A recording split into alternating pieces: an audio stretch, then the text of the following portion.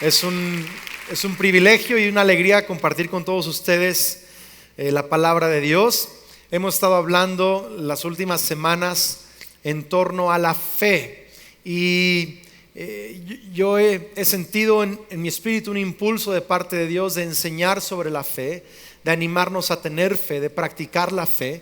Compartí acerca de pedir grande, no solo lo que necesitas, sino también lo que sueñas, lo que quieres. Hablamos también sobre cambiar nuestros pensamientos por los pensamientos de Dios, tener pensamientos de fe. También hablamos que para heredar promesas necesitamos fe y ¿qué más? ¿Ya se le olvidó? No puede ser. ¿Lo voy a reprobar? ¿Qué se requiere para heredar las promesas de Dios? Fe y ¿qué más? Paciencia. Y vimos que Abraham, ¿verdad? 25 años, Sarita, hay que echarle ganas, Sarita, hay que echarle ganas, Sarita, 25 años y no caía el Isaac hasta que por fin cayó el Isaac. Y algunos llevan 2 semanas, ¿verdad? Trabajando en su promesa y dijeron, no, esto ya no funcionó, llevo 2 semanas.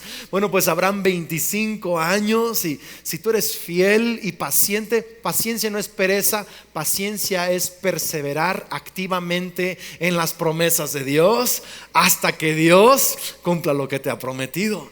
Y hemos estado hablando de eso. Voltea con alguien, dile, no te me canses. Vamos, dígaselo, no te me canses, hay que tener paciencia. Bueno, y hoy quiero hablar sobre el lenguaje de la fe, cómo nuestras palabras son tan importantes en este caminar con fe. Nuestras oraciones son importantes, nuestra obediencia y trabajo es importante, pero nuestras palabras también son muy importantes. Y quiero hablar sobre un tema, y le he puesto así el mensaje el día de hoy. Hay un milagro en mi boca. ¿Por qué no volteas con alguien y le dices, hay un milagro en mi boca? Dígale a alguien más, hay un milagro en tu boca también, aunque tú no lo creas. Y quiero estudiar el pasaje de Josué capítulo 10. Vamos a ver el pasaje de Josué capítulo 10. Josué es el sucesor de Moisés y él está introduciendo al pueblo de Israel a la tierra prometida, y para esto tienen que pelear muchas batallas para conquistar la tierra prometida de Dios. Dice entonces verso 7, entonces Josué y todo su ejército, incluidos sus mejores guerreros, salieron de Gilgal hacia Gabaón. No les tengas miedo, le dijo el Señor a Josué. ¿Qué significa? Que Josué tenía miedo. Si Dios le dice a alguien en la Biblia, no tengas miedo, es porque ¿qué? Porque tiene miedo. ¿Y por qué tenía miedo? Porque este era un ejército muy salvaje, muy fuerte y muy difícil de derrotar. Pero Dios le dijo, no tengas miedo. Y fíjate cómo le da una promesa. Le dice, porque te he dado la victoria, ni uno de ellos podrá hacerte frente. ¿Cuántos no podrán hacerle frente? Ni uno de ellos podrá hacerte frente. Y yo, antes de continuar con la palabra de Dios el día de hoy, yo quiero decirte, no tengas miedo de nada de lo que estás enfrentando, porque Dios ya te ha dado la victoria. No es en futuro te dará la victoria, para Dios ya es un hecho, ya te ha dado la victoria y nada podrá hacerte frente al futuro que Dios tiene para ti. Es una promesa. ¿Sabes? En la Biblia, que por cierto espero que traiga su Biblia.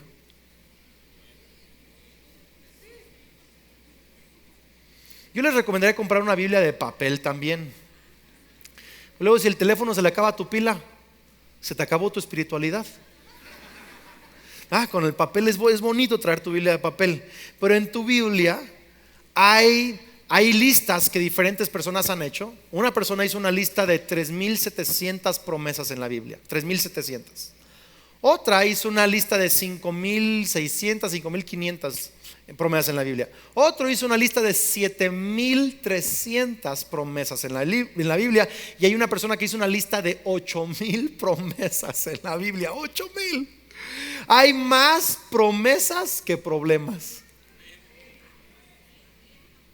Yo no sé cuántos problemas o retos estás enfrentando, pero estoy aquí para decirte que hay más promesas que problemas que tú tienes en la vida. Y aquí está Josué con un gran problema, pero con una promesa más grande: ni uno de ellos te podrá hacer frente. Amén.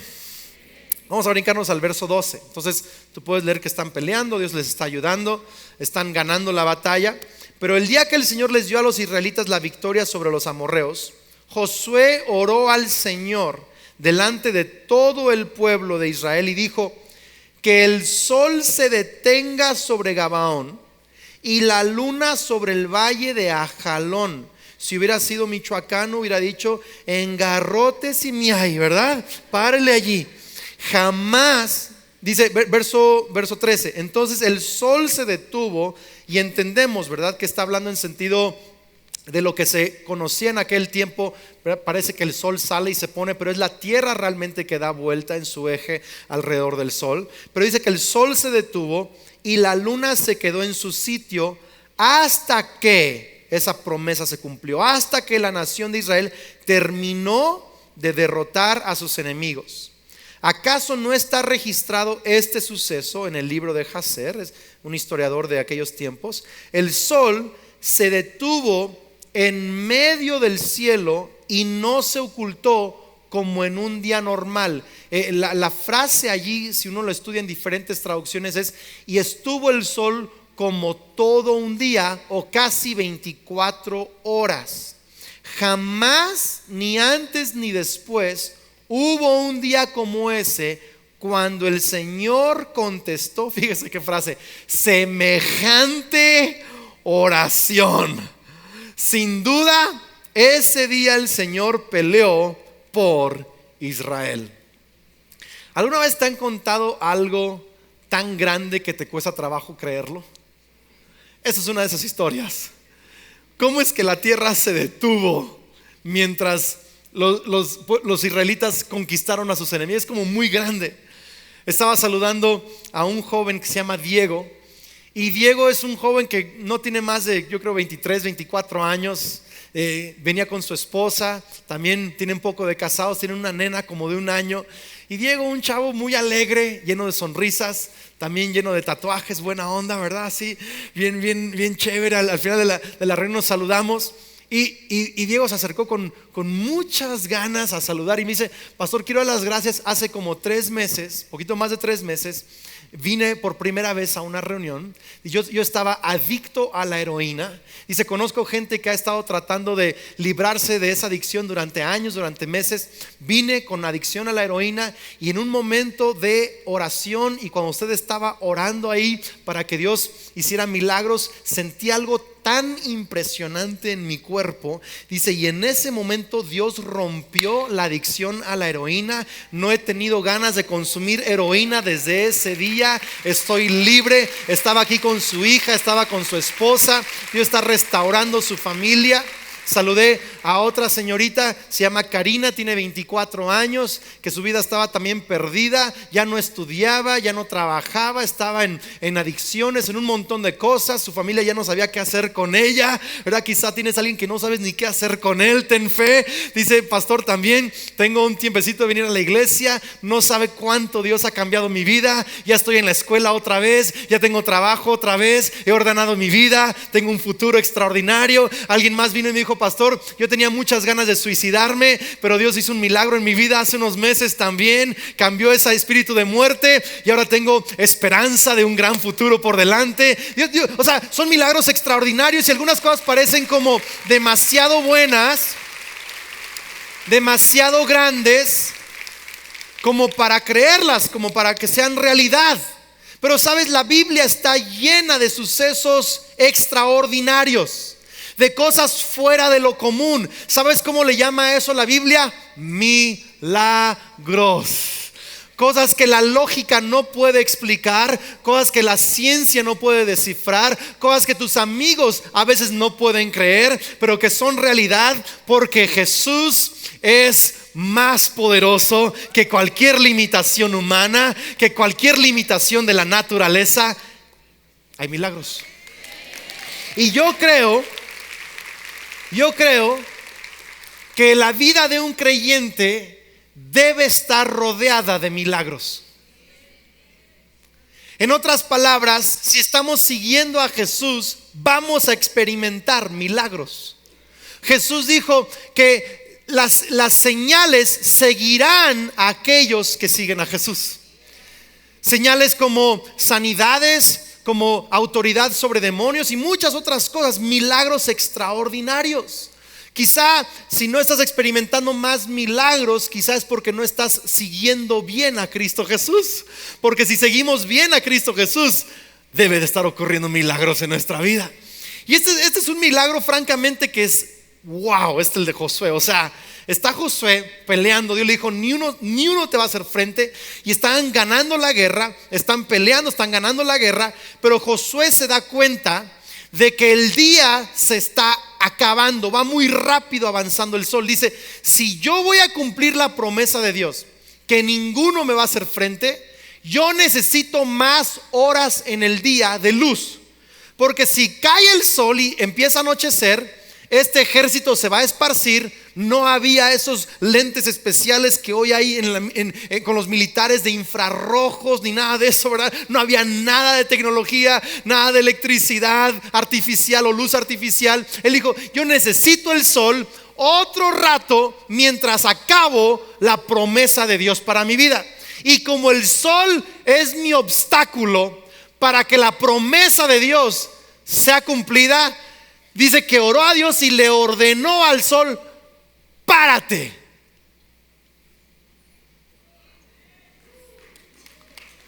Quiero que veas eso. Oró a Dios en presencia del pueblo. ¿Y cuál fue su oración? Padre, mira, te pido que por favor, si tú quieres, mira, me prometiste que ninguno me va a hacer frente. Y por favor, Señor, espero que escuches mi oración, porque mira, Señor. No, dice que oró y dijo, sol, párate allí. Y sabemos que es la tierra la que da vueltas en su eje. Y hay gente hay científicos que han investigado.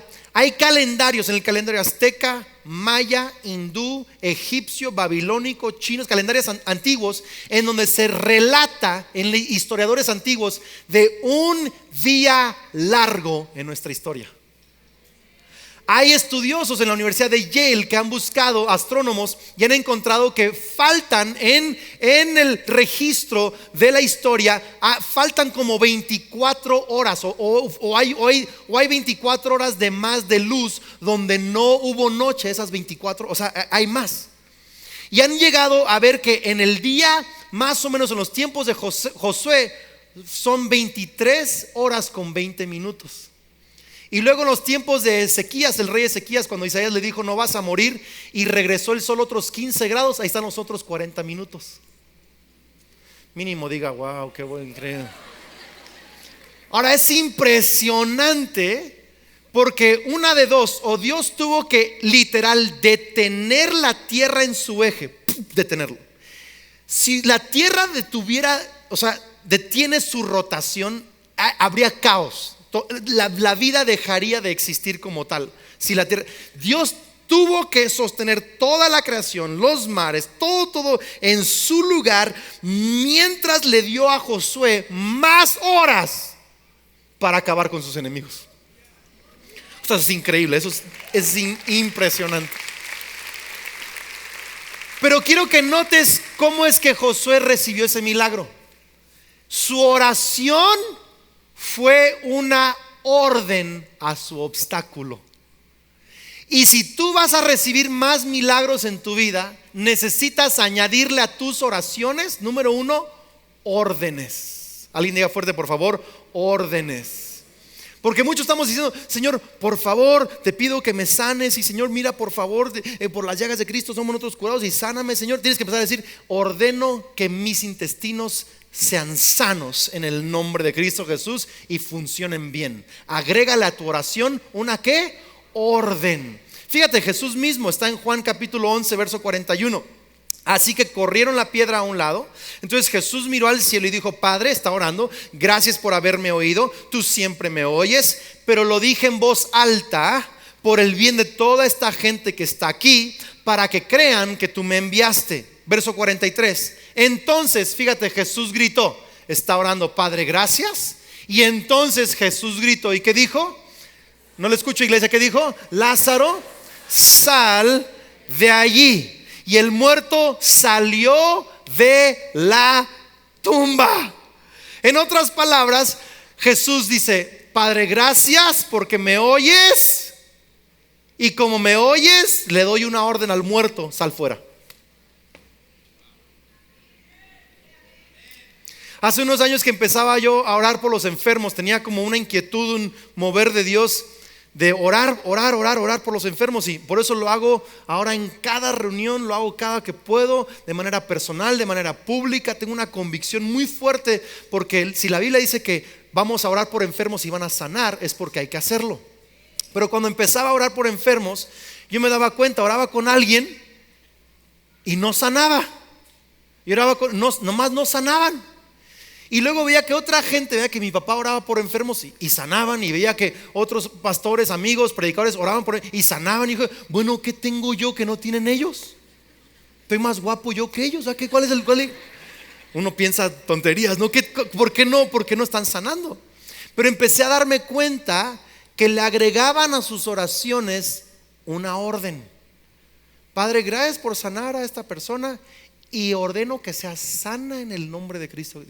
Bueno, ahí está la diferencia. Y luego empecé a ver la estrategia de Jesús, que llegaba con un cojo y le decía al cojo: ponte de pie, toma tu lecho o tu cama y anda, camina. Dices: pero está cojo, por eso le estoy ordenando que camine. Dices: pero ¿cómo? Pues así funciona Dios. Hay peticiones y hay órdenes. En otras palabras, cuando ores por tu ciudad: Dios, te pido que mira, por tan bien difíciles las cosas, Señor, por favor, mira que se acabe esto y que venga lo otro, Señor.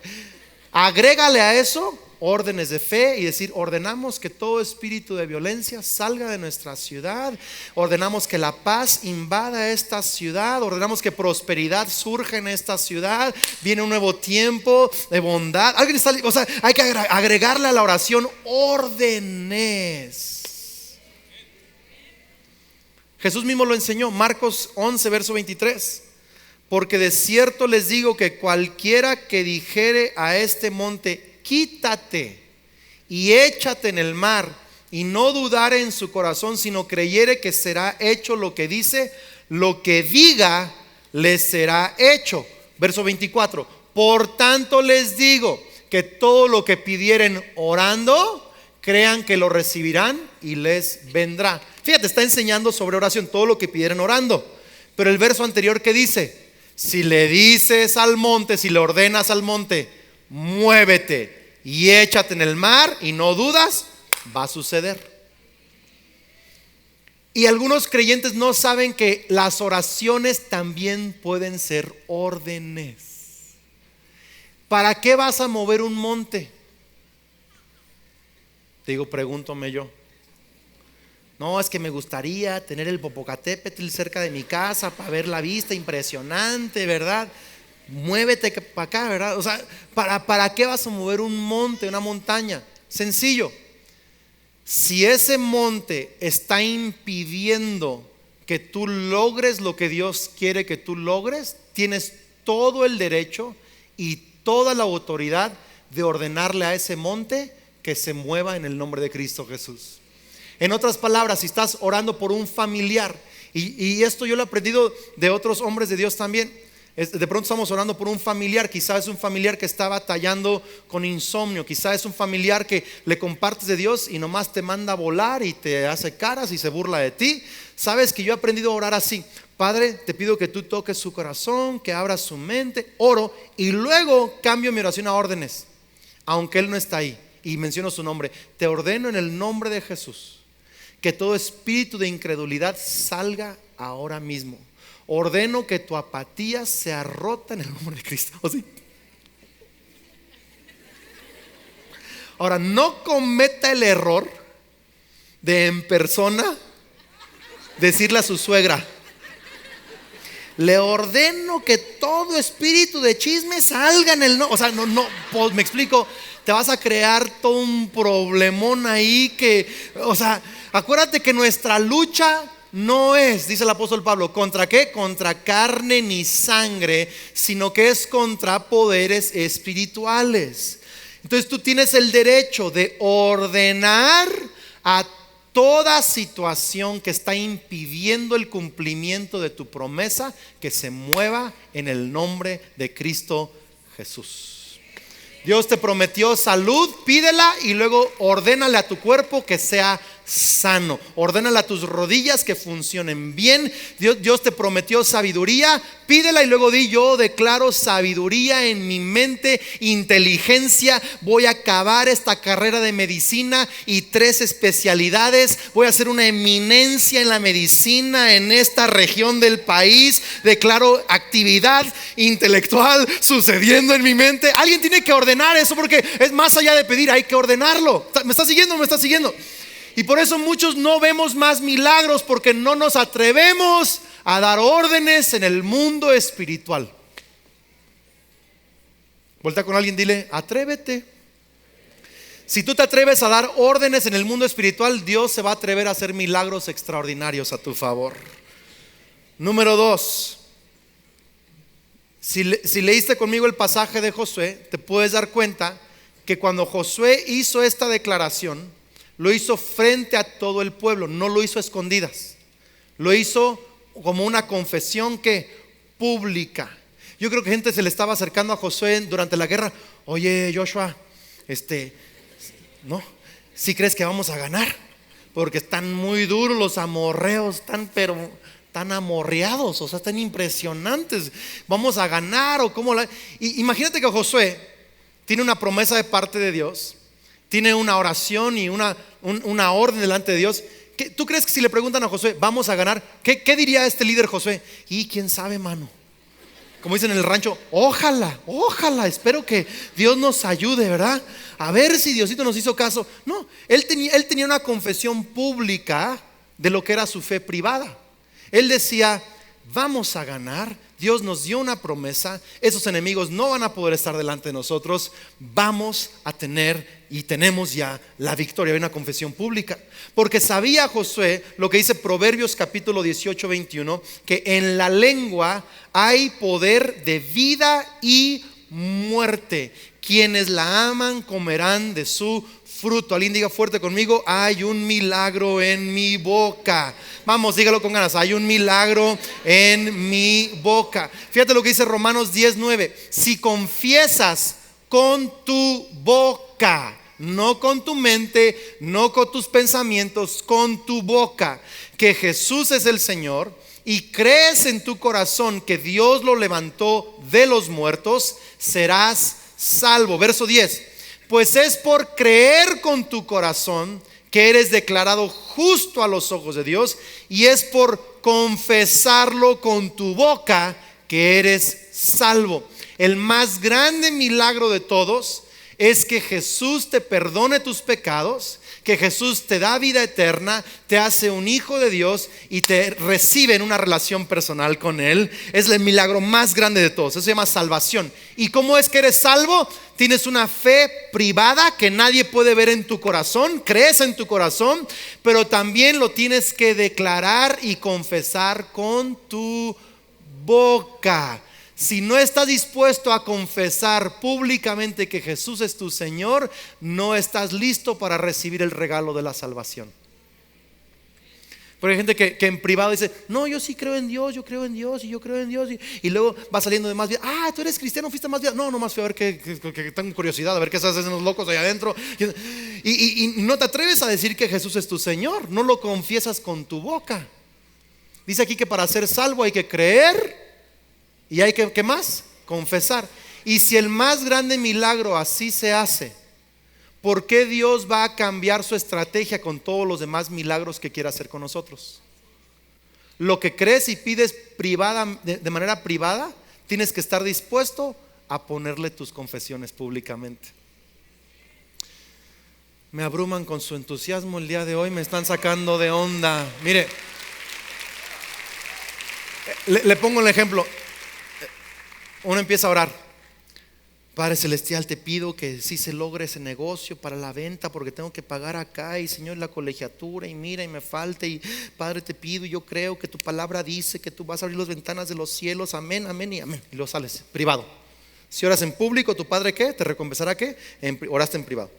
Sales, y luego tu esposa te pregunta, oye, ¿sí la vamos a hacer?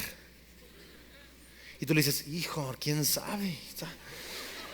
No, está difícil la cosa. Yo espero que Dios se apiade de nosotros. O sea, hay que seguir orando, vieja. Sigue orando, sigue orando. Y es como que nuestro lenguaje religioso acá afuera. En privado acabas de pedirle a Dios un milagro. Acabas de decirle que crees en sus promesas. Luego en público alguien te pregunta si vas a estar bien, y estás cancelando con tu confesión lo que oraste en privado. Tendrías que decirle, vamos a estar muy bien, porque Dios está a nuestro favor, porque Él es dueño del oro y de la plata. Él va a abrir ventanas y puertas extraordinarias de oportunidad. No tengas temor, no tengas miedo. Dios está con nosotros, vamos a trabajar, y también Él nos va a bendecir, y todo va a estar bien. Y ten esa confesión. Ten esa confesión. Luego hay chicas, ¿verdad?, que le empiezan a pedir a Dios por su esposo, ¿no? Cuando son más jóvenes tienen una listotototototota. Señor, que mida 1.85, que sea guapo, con mucho pelo, y si no tiene pelo, que se parezca al pastor Andrés. Señor, ¿verdad?, que tenga una carrera exitosa. Señor, que sea médico con 3 especialidades, o que sea dueño de su propia empresa, que tenga para llevarme de viaje a Cancún y aquí y allá. Señor, y te pido que también su sonrisa sea buena. Señor, que sea un hombre de Dios, que se sepa la Biblia al derecho y al revés, ¿verdad? Que ayune una vez al mes, que tenga buena alimentación. Señor,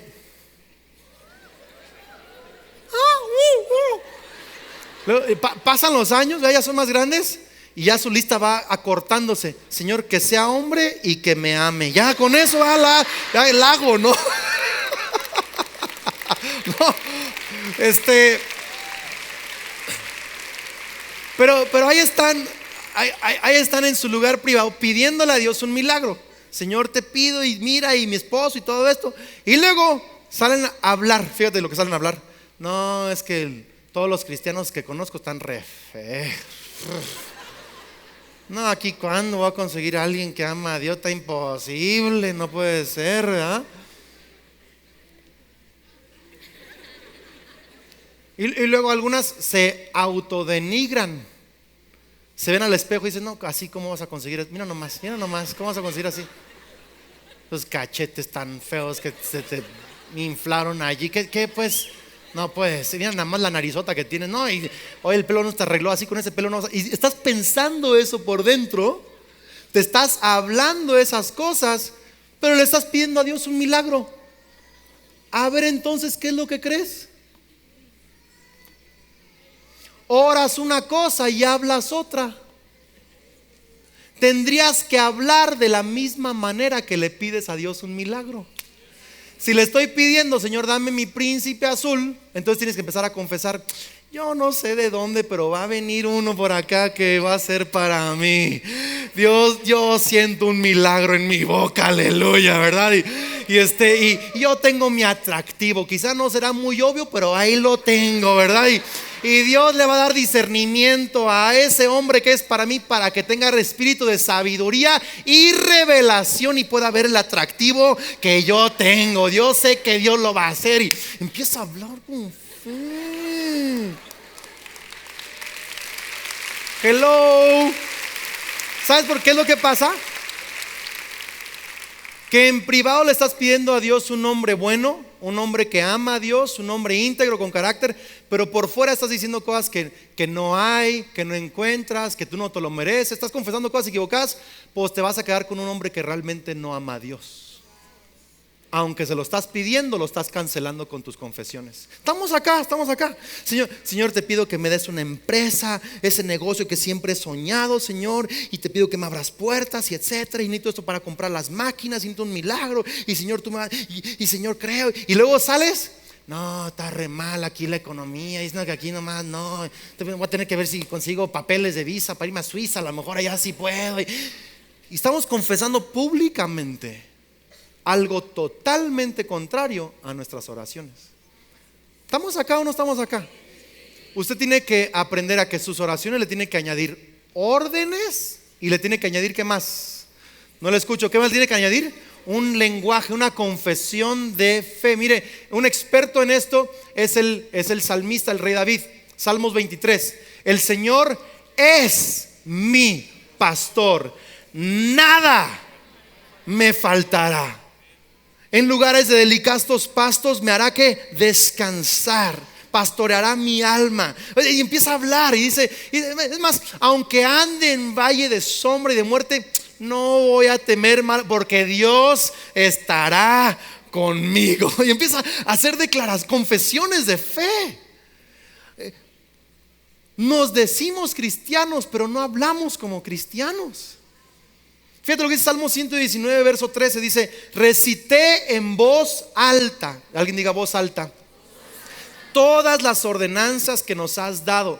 Un pastor amigo del alma hace años me dijo, Andrés, tienes que incluir en tu lectura diaria, leer en voz audible la palabra de Dios. Le digo, ¿por qué? Me dice, porque muchas conversaciones mentales son palabras aquí en la mente, son palabras.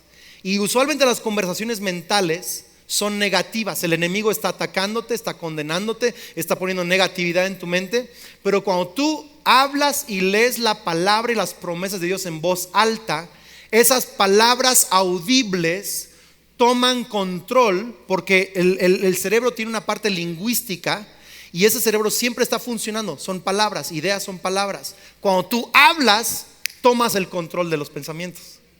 Y cuando tú hablas la palabra de Dios, esa palabra de Dios sale por tu boca, tú mismo te escuchaste hablarla, cambia tus pensamientos y se deposita en tu espíritu. ¿Me estás siguiendo con esto? Tenemos que aprender a hacer esto. Y entonces el salmista habla en voz alta las promesas de Dios. Proverbios 12:25 dice, la preocupación agobia a la persona, una palabra de aliento lo anima. Tú necesitas animarte más seguido con tus palabras. Proverbios 16:23, de una mente sabia provienen palabras sabias. Las palabras de los sabios son persuasivas. Las palabras amables son como la miel, dulces al alma y saludables para el cuerpo. ¿No le ha pasado que, fíjese cómo dice, saludables para qué? Para el cuerpo. ¿No le ha pasado que de pronto tienes un problema, vas a ver un doctor? Y hay diferentes tipos de doctores. Aquí en Más Vida hay puros buenos doctores, pero hay diferentes tipos de doctores. Y hay doctores muy negativos, que tú vas con un problema y el doctor dice, no, si estás pero mal, o sea, estás pero, híjole, yo no sé si vas a poder mejorar o no, y tu problema, la columna ese se va a seguir deteriorando, vas a perder la posibilidad de caminar y luego ni sentarte vas a poder sentar, vas a quedar acostado y vamos a intentar unas 5 cirugías a la mejor y no sé, ¿verdad? Pero pues, sí estás muy mal. Tú ves a esos doctores, salen así. Te ven con una gripa, no, esa gripa parece una neumonía, te puedes morir de eso, y estás pero tronado nomás por una. Y luego vas con otros doctores, tienes los mismos síntomas, los mismos problemas, los mismos estudios, pero otro doctor lo ve diferente y te dice, ¿sabes qué? Sí está complicado, pero yo creo que tiene salida. Te ves con alguien que tiene fuerzas, que tiene ánimo de vivir. Yo creo que vamos a salir adelante, vamos a intentar todo lo que podemos intentar. Y yo creo que tienes muchas esperanzas de mejorarte y de salir adelante. Uno sale de ahí, sí.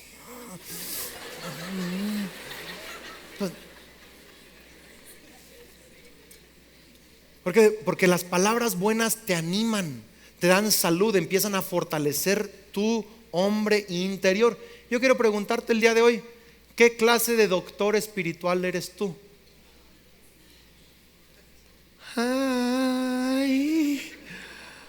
O sea, cuando alguien te comenta sus cosas o tú mismo tienes tus cosas, ¿qué tipo de doctor espiritual eres? ¿El negativo que apaga más a la persona? ¿O eres el doctor espiritualmente hablando que tienes fe, que anima, que da una esperanza, que trae salud a las personas? ¿Qué clase de persona eres en tu chamba, en tu familia? No me diga, pero espero que sea de la gente que usted habla bien. Dice Efesios 4:29, no empleen un lenguaje grosero ni ofensivo. Que todo lo que digan sea bueno y útil a fin de que sus palabras resulten de estímulo para quienes las oigan. Yo no sé por qué pensamos que de pronto es cool hablar mal. No tiene nada de bueno hablar mal. Aquí dice la palabra que tus palabras no sean ofensivas, sino que sean de estímulo para la gente. Mi papá es el mejor en esto. Mi papá es extraordinario cuando se trata de hablar bien. Hace unos años este auditorio era mucho más chico y empezamos un proceso de construcción para ampliarlo. La gran mayoría de construcción que tú ves aquí el día de hoy se hizo hace unos años. Y cuando estábamos en medio del proceso de ampliación, me cayó un momento de mucha ansiedad, de mucha preocupación, de tristeza. Había críticas por ahí sonando: no, es Andrés, y qué se cree que está haciendo, y no le va a alcanzar, pero tonterías. Y luego yo en lo personal dije: no, es que no se va a poder. Y yo veía lo que se requería, y luego veíamos el reporte de las cuentas, y yo decía: no nos va a alcanzar. Voy a ser como ese hombre que Jesús dijo que si hay que construir una torre, hay que calcular el costo, y si no lo calculamos nos quedamos a la mitad, y me voy a quedar a la mitad y voy a hacer una vergüenza y hazme reír de la ciudad. Estaba mal. Yo iba con mi papá: ora por mí, ayúdame a orar, porque nomás esto no va a salir, papá, por favor, estoy desesperado. Mi papá sonreía. Me dice: Andrés, mírame, escúchame. Dios está contigo. Nunca nos ha dejado. Siempre en cada proyecto de fe nos ha provisto. Él va a hacer milagros, estoy seguro que va a suceder. Y es más, el ministerio va a crecer, la influencia va a crecer, vamos a llegar a más lugares. Andrés, ten ánimo, Dios está contigo. Y yo: sí, papá, pero ora por mí. No, escúchame lo que te voy a decir. Dios está contigo, Dios te va a respaldar, va a hacer milagros, va a proveer, no tienes que tener miedo. Dios va a engrandecer su obra en medio de nosotros. Sí, papá, pero ora por mí. Que me escuches, Andrés, que Dios está contigo, que Dios te va a levantar, Dios va a proveer, Dios va a respaldar, Dios va a hacer milagros, Dios va a cambiar todo esto difícil en un milagro que vas a poder contar a la gente después. Y dice: sí, papá, pero ora por mí. No, Andrés, escúchame. ¿Por qué? Porque el cristiano nomás quiere: óreme. Pero no hemos aprendido lo que los grandes hombres de Dios ya saben: que a las oraciones hay que agregarle confesiones de fe. Muchas veces vengo en el carro y el enemigo me está tratando de mentir: Andrés, este domingo no va a ser tan bueno, y vienes medio cansado, o qué sé yo, y ya se te acabó la gracia, y la gente ya está aburrida de escucharte, quiere escuchar a otra gente, ya ¿para qué vas a la iglesia el día de hoy?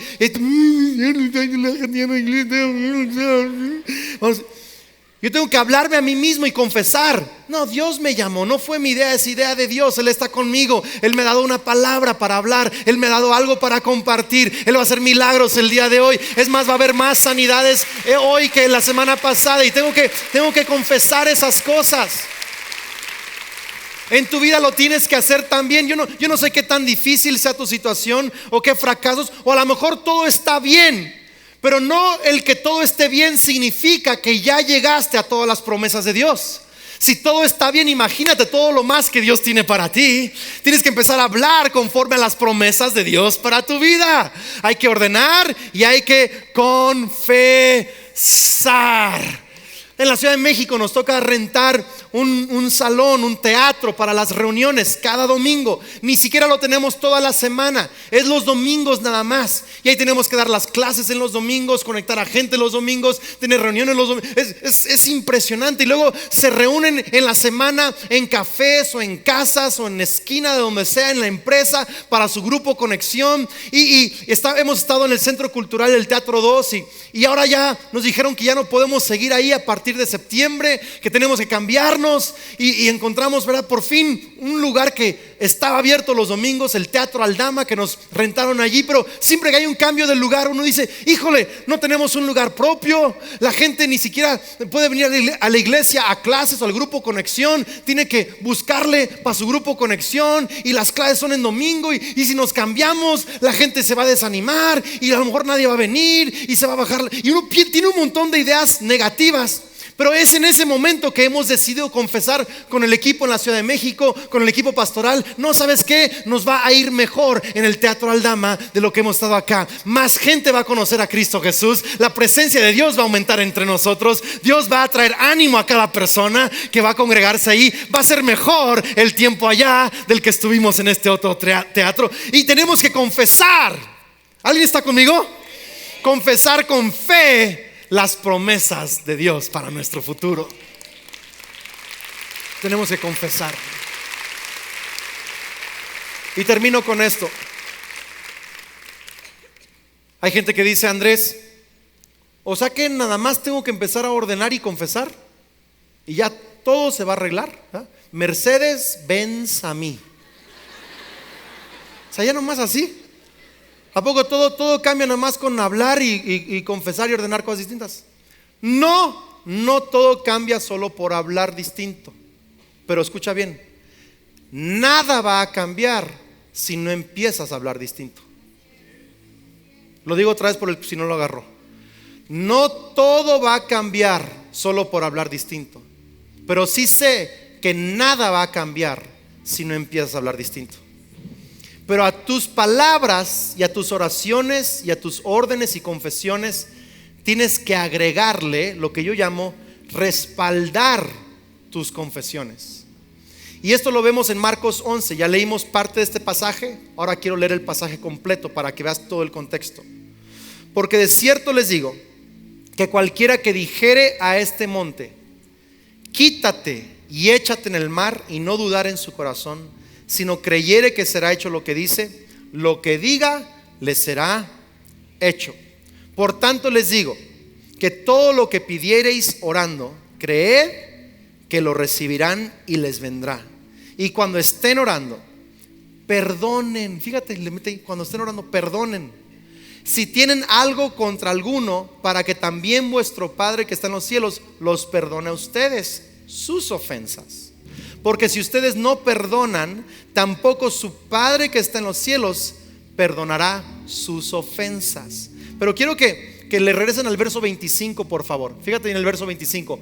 Cuando estén orando, perdonen. En otras palabras, que la actitud de tu corazón mientras estás orando respalde las oraciones que estás haciendo.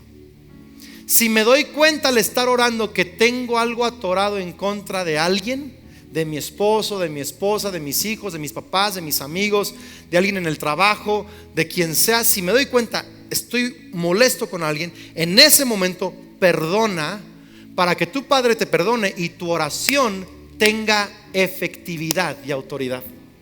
Este Josué no oró de una cabaña lejana, no oró desde un cerro lejano mientras veía al pueblo pelear. Él mismo estaba peleando allí entre la gente. Él estaba obedeciendo el mandato de Dios de ir a la guerra. Él tenía autoridad en su oración cuando dijo: sol, detente allí, y la tierra se frenó. Él tuvo autoridad para hablar esa orden porque él estaba obedeciendo a Dios en la guerra. Que tu vida respalde las palabras que estás hablando. Que tu vida respalde las órdenes que estás dando. Que tu actitud respalde las confesiones que estás diciendo. Si dices: yo, Señor, te pido que tú traigas ese hombre que es para mí, que etcétera, confiesa, Dios lo va a hacer, etcétera, lo que hablamos ahorita de confesar. Y luego agrégale a eso, arreglarte. Mínimo. Luego digo, la iglesia es un buen lugar para encontrar a alguien. Luego vienen así a la iglesia, estás... dices: no, pues así nadie. En esta reunión no fue, en otra reunión, para que no se sienta nadie mal. Dices: Padre, te pido que me des ese negocio, esa empresa, etcétera, etcétera. ¿Lo estás orando? Empieza a confesarlo. Tienes que dar órdenes. Señor, ordeno que vengan ideas a mi mente. Ordeno que todo espíritu de pobreza y de obstáculos sea removido en el nombre de Jesús. Señor, gracias por hacer milagros. Y empiezas a ordenar, confesar. Dios va a actuar a mi favor. voy a estar bien, voy a prosperar, esto va a suceder, voy a ver los sueños de Dios hechos realidad. Lo confiesas y agrégale a eso, trabajar bien. Gracias por tantos amenes. Le pides a Dios, Señor, restaura mi familia, restaura mi matrimonio. Tú lo prometiste, Señor, que yo y mi casa serviremos al Señor. Restaura mi familia, mis hijos, mis papás. Haz un milagro, Señor, en toda mi familia. Confiesa, haz confesiones de fe. Dios lo va a hacer. Sé positivo, habla bien, habla fe, y luego respáldalo con una actitud que trata bien a la familia. Hola. Señor, te pido que prosperes nuestra vida, que bendigas nuestras finanzas. Empieza a confesar, empieza a ordenar. Espíritu de pobreza, te largas de nuestra familia. Declaro bendición sobre nosotros, ordénalo y luego confiésalo. Vamos a estar bien, Dios va a proveer, nos va a bendecir, vamos a avanzar mucho mejor que nunca. Confiésalo y agrégale a eso buena administración, tus diezmos y ofrendas. Si no, no vas a respaldar lo que estás orando. ¿Estamos acá o no estamos acá? Entonces, mientras oramos, porque luego la gente dice, no, entonces no le voy a pedir nada a Dios hasta que yo resuelva mi vida, porque hay gente también así. Y de aquí a que resuelva mi vida, pues ibas a tener 80, 90 años y pues nunca le vas a pedir nada a Dios. Por eso Jesús dijo, mientras estén orando, mientras están ordenando, mientras están confesando, mientras en el camino estén arreglando su actitud, estén arreglando su corazón, estén arreglando las cosas en su vida que están impidiendo que Dios conteste oraciones. Mientras oran, se dan cuenta de que algo en ustedes no está bien, corríjanlo en ese momento para que su vida respalde sus oraciones, sus órdenes, sus confesiones, y vamos a empezar a ver más milagros de los que tú te imaginas en tu casa, en tu futuro, en tu vida, en tu salud, porque la vida del cristiano tiene que estar rodeada de milagros. Hay un milagro en tu boca. Hay un milagro en tu boca. Lo tenemos que practicar en el nombre de Cristo Jesús. Amén. Póngase de pie. Quiero hacer un par de oraciones y luego vamos a cantar, y tengo un par de indicaciones bien importantes. Voy a agradecer que nadie se mueva, pero quiero hacer una oración primero. Tú escuchaste que leímos el pasaje en Romanos que dice: si crees en tu corazón que Dios levantó a Jesús de los muertos y confiesas con tu boca que Jesús es el Señor, que dice, serás salvo. Esa palabra salvación significa Dios perdona todos tus pecados. Número 2, Dios te declara hijo de Dios, o sea que ahora le perteneces a Él, tienes una relación con Él, puedes hablar con Él, tienes derecho a orar, a ordenar, a confesar, a recibir promesas. Eres un hijo de Dios. Y número 3, tienes una vida eterna. Significa que cuando tú mueras, no vas a estar separado de Dios, sino que vas a estar en presencia de Dios, en el cielo, con Él toda la eternidad. Eso es ser salvo. Quizá hoy hay uno aquí o hay 100 aquí que necesitan creer y confesar a Jesús como Señor y Salvador. Yo quiero guiarte en esta oración de fe y de confesión. ¿Por qué no cerramos todos nuestros ojos? Ponemos nuestra mano sobre el corazón. Ayúdenme todos a orar con aquellos que hoy lo van a hacer por primera vez. Digan conmigo: Señor Jesús, creo y confieso que tú eres el Hijo de Dios, que moriste en una cruz y resucitaste para perdonar mis pecados. Yo recibo el perdón de todos mis pecados. Creo y confieso que Jesucristo es el Señor y Salvador de mi vida. Te recibo en mi corazón, Señor. Lléname con tu Espíritu Santo. Ven a darme vida.